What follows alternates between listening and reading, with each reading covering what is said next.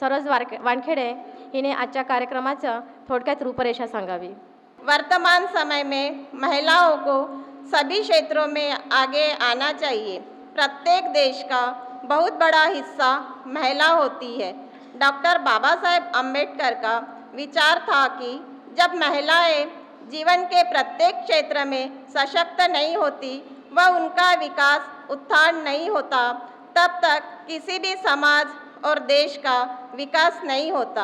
हम भी इसी प्रकार का विचार करते हैं कि महिलाओं को हर क्षेत्र में उत्थान हो, पुरुषों के समान ही महिलाओं को समान दर्जा हो। इसी उद्देश्य के साथ महिला सशक्तिकरण का कार्यक्रम आयोजित किया गया है। मी इथे पाचारण करते हैं स्नेहल वानखेडे हिला। आज यहाँ पे हम लोग महिला सशक्तिकरण इस कार्यक्रम के लिए सभी उपस्थित हैं। मुझे बोलने का मौका दिया गया, इसके लिए धन्यवाद। वैसे यहाँ खड़े होकर बोलते हुए कुछ बहुत अच्छा तो नहीं लग रहा है, क्योंकि आज हम लोग 21वीं सदी की तरफ जा रहे हैं और आज भी हम लोगों को एक कार्यक्रम रखना पड़ रहा है महिला सशक्तिकरण के लिए, जबकि ये बहुत पहले हो जाना चाहिए था। इसकी शुरुआत कुछ आज की 20वीं सदी, 21वीं सदी या 19वीं सदी में नहीं हुई है। इसकी शुरुआत बहुत पहले हो चुकी थी। किसी एक काल में कहा गया था, दास, ढोल, शूद्र, पशु और नारी ये सब ताड़ना के अधिकारी। वो एक काल था जब ये कहा जाता था, तभी शायद सीता को अग्नि परीक्षा देनी पड़ी और अग्नि परीक्षा देने के बाद भी वनवास ही मिला, जिंदगी वही रही। वो हटाने के लिए एक दूसरे काल में आए, जिस काल में एक ऐसी महिला थी जो महिलाओं के एजुकेशन के लिए लड़ी। उनका नाम सभी जानते हैं, सो मैं नाम लेना नहीं चाहूँगी, क्योंकि वो हम सभी उन्हीं की वजह से कह सकते हैं वहाँ से शुरुआत हुई थी और आज हमें भी वो हक मिला कि हम पढ़ सकें और कहीं पहुँच सके। फिर एक वो काल था, आगे भी एक काल आया जब काफ़ी लोगों ने इस किताबों में लिखा। वो एक काल था 1936। मैंने किताबें पढ़ी है काफ़ी मुंशी प्रेमचंद जी की।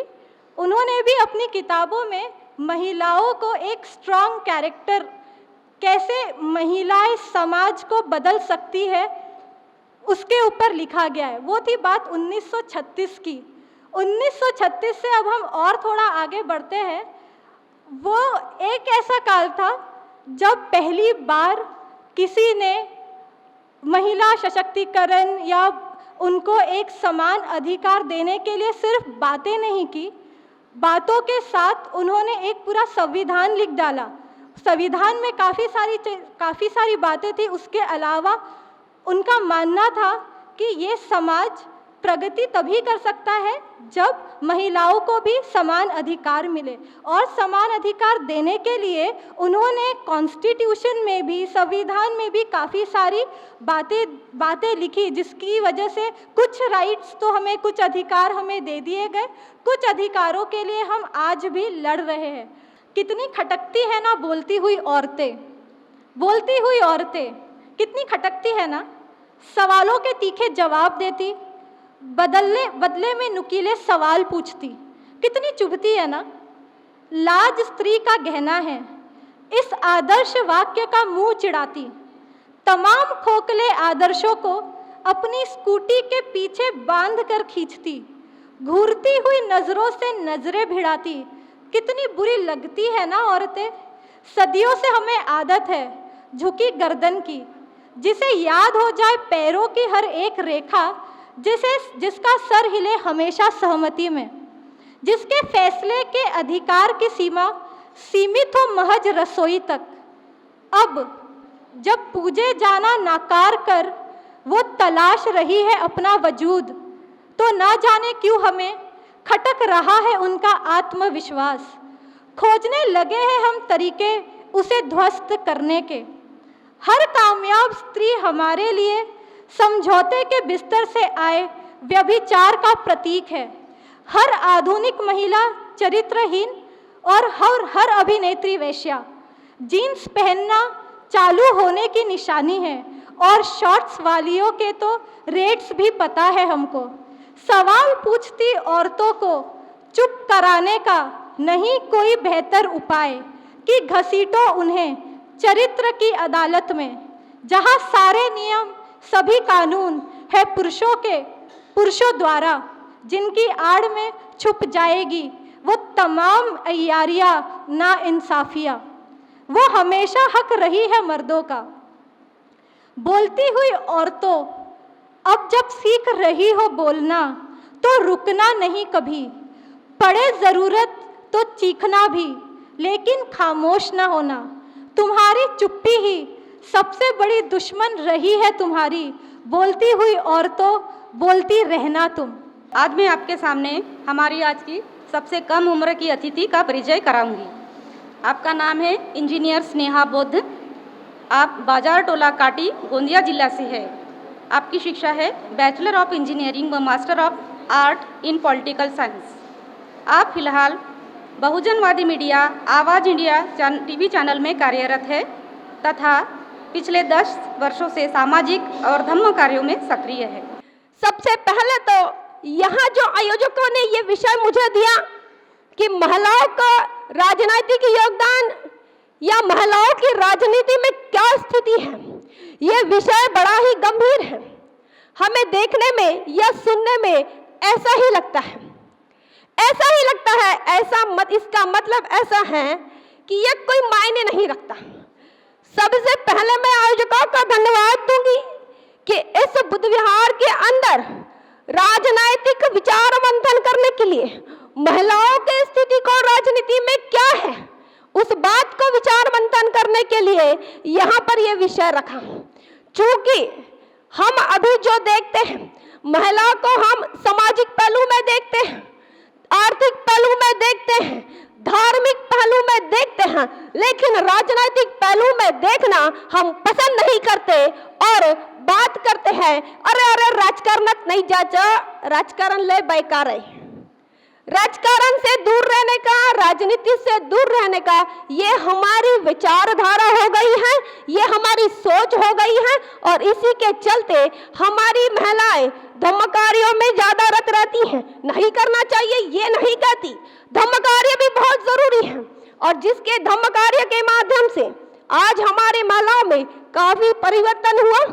आज हमारी महिलाएं रीति रिवाजों को छोड़कर वो ऐसी स्थिति में आ गई हैं, वो वैज्ञानिक तौर तरीकों को सीखने लगी हैं। सांकेतिक बदलाव हमारे हो गए हैं। हम पहले काली गाठी पहनते थे, अब सफेद पहनने लग गए हैं। हम पहले कलरफुल साड़ियां पहन के कहीं पर भी जाते थे, अब सफेद पहनने लग गए हैं।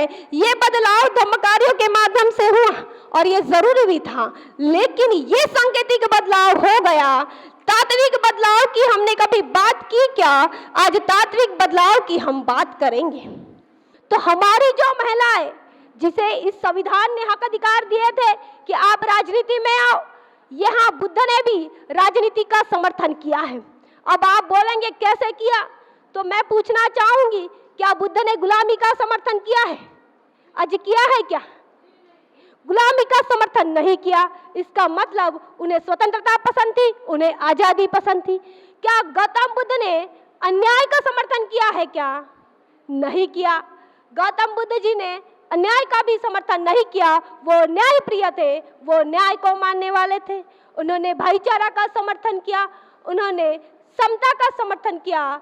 तो इसी का मतलब इस चीज को प्रस्थापित करने के लिए जो शासक चाहिए होता है, जो प्रशासक चाहिए होता है, उसको भी तथागत गौतम बुद्ध ने मार्गदर्शन किया।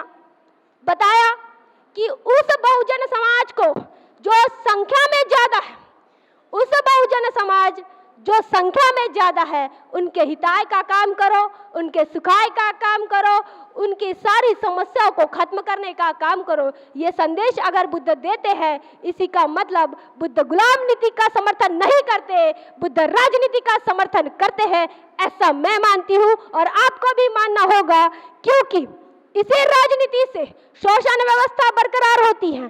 तो क्या बुद्ध शोषण व्यवस्था के समर्थक थे?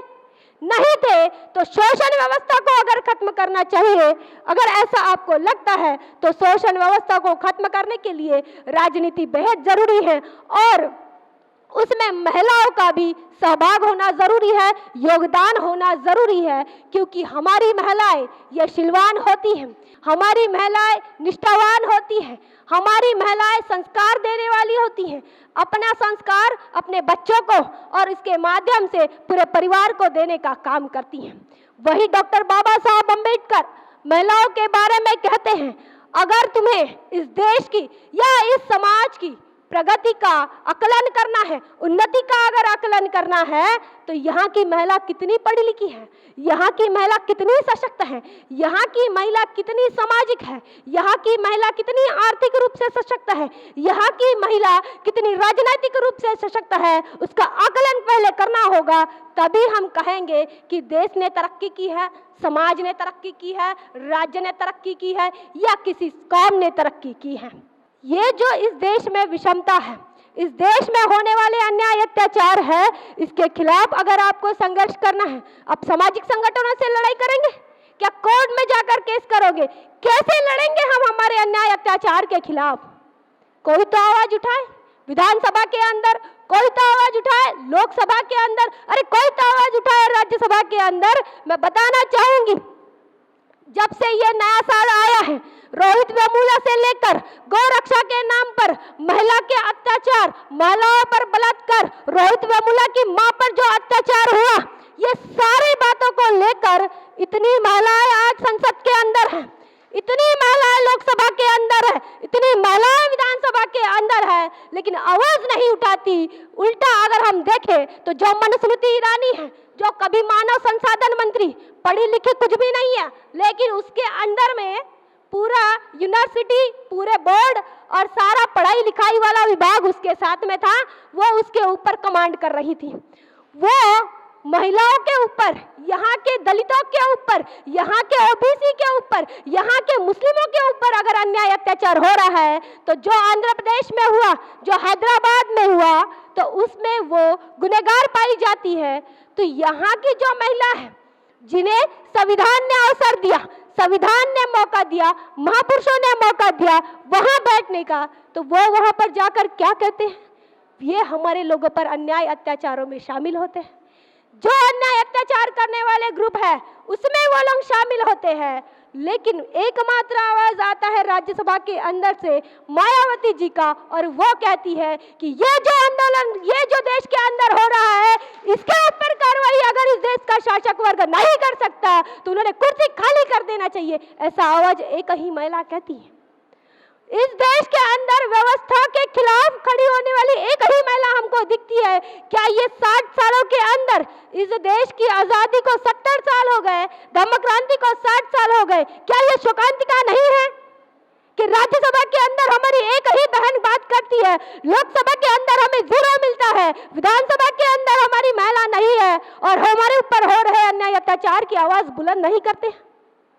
ये हमारे लिए शोकांतिका है, और इसीलिए आज समय की जरूरत है। अगर आप नहीं कर सकते प्रत्यक्ष रूप से काम, तो आपको अप्रत्यक्ष रूप से तो भी राजनीति में काम करना होगा। उसे बरकरार रखने के लिए, उसे बिल्डअप करने के लिए, उसे प्रगल्भ बनाने के लिए आपको काम करना होगा, और यही समय की जरूरत है। आजही जगामध्ये कुठल्याही भाषेला पितृभाषा म्हटलं जात नाही, तर मातृभाषा म्हटलं जातं। म्हणजे जगाला आकार देणाऱ्या शोधांचं कार्य हे स्त्रीनं केलेलं आहे।